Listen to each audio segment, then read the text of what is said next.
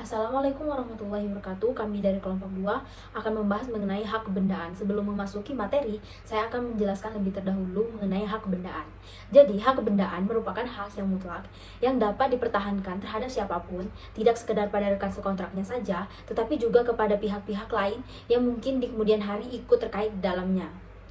Adapun jenis-jenis hak kebendaan, pertama ada hak kebendaan yang memberikan jaminan atau Zahlik Zekerhit Re. Lalu yang kedua, hak kebendaan yang memberikan kenikmatan atau Zahlik Genoh Re. Nah, dalam video kali ini kami kelompok 2 akan membahas mengenai hak kebendaan yang bersifat memberikan jaminan, salah satunya yaitu fidusia. Fidusia sendiri dapat diartikan sebagai hak jaminan yang berupa penyerahan hak atas benda berdasarkan kepercayaan yang disepakati sebagai jaminan bagi pelunasan kredit.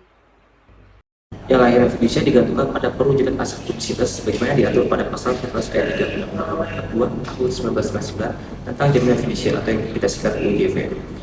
Pengertian fidusia menurut pasal 1 ayat 1 Undang-Undang Nomor 42 Tahun 1999 tentang jaminan fidusia, yang dimana fidusia adalah dengan hak kepemilikan suatu benda atas dasar kepercayaan dengan ketentuan bahwa benda yang hak kepemilikannya dialihkan tersebut tetap dalam penguasaan pemilik benda. Dalam hal ini, jaminan fidusia adalah hak jaminan atas benda bergerak, baik yang berwujud maupun yang tidak berwujud, dan benda yang tidak bergerak, khususnya bangunan yang tidak dapat dibebani hak tanggungan. Jadi, jika peminjam gagal membayar utangnya, kreditur memiliki hak atas barang yang dijadikan jaminan fidusia. Nah, proses pembebanan jaminan fidusia melibatkan perjanjian antara pemberi utang yaitu debitur dan penerima hak yaitu kreditor. Nah, dan debitur memberikan hak atas suatu barang kepada kreditor sebagai jaminan atas utang yang diambilnya. Mengenai pengaturan dan penjelasan pembebanan, pendaftaran, pengalian, dan hapusan jaminan fidusia sudah diatur di dalam Undang-Undang Nomor 42 Tahun 1999 tentang jaminan fidusia dalam bab 3-nya. Bentuk perjanjian fidusia harus tertulis, sebagaimana ditegaskan dalam UJV, dan bahkan harus dibuat dengan akta notaris dalam bahasa Indonesia. Alasan mengapa UJV menetapkan bentuk khusus atau akta notaris, karena dalam pasal 1870 BW, akta notaris merupakan akta otentik yang memiliki kekuatan pembuktian sempurna tentang apa yang dimuat di dalamnya, di antara para pihak beserta ahli warisnya atau pengganti haknya. Mengingat bahwa objek jaminan fidusia pada umumnya adalah barang bergerak yang tidak terdaftar, maka sudah sewajarnya bentuk otentik dianggap paling menjamin kepastian hukum. Nah, selanjutnya kita akan membahas mengenai pendaftaran jaminan fidusia. Pendaftaran jaminan fidusia adalah langkah krusial dalam hal ini. Menurut Undang-Undang Nomor 42 Tahun 1999, pendaftaran jaminan fidusia harus dilakukan dalam waktu maksimal 7 hari kerja setelah perjanjian tersebut dibuat. Nah, pendaftaran ini dilakukan di kantor pendaftaran fidusia setempat. Berikut aku akan memberikan contoh kasus bagaimana hak kebendaan menjadi objek jaminan fidusia. Beta merupakan seorang pengusaha kecil yang ingin memperluas usahanya dengan membeli peralatan baru untuk produksinya.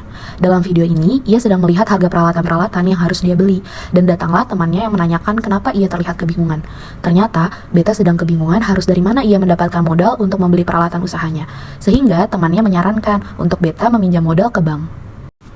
Keesokan harinya, Beta mendatangi bank untuk menanyakan mengenai pinjaman modal yang ia butuhkan.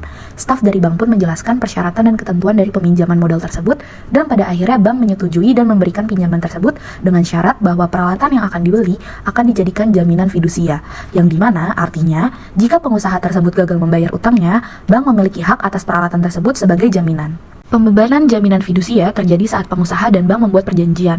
Pada saat yang sama, pendaftaran jaminan fidusia dilakukan oleh bank ke kantor pendaftaran fidusia sesuai dengan ketentuan hukum yang berlaku.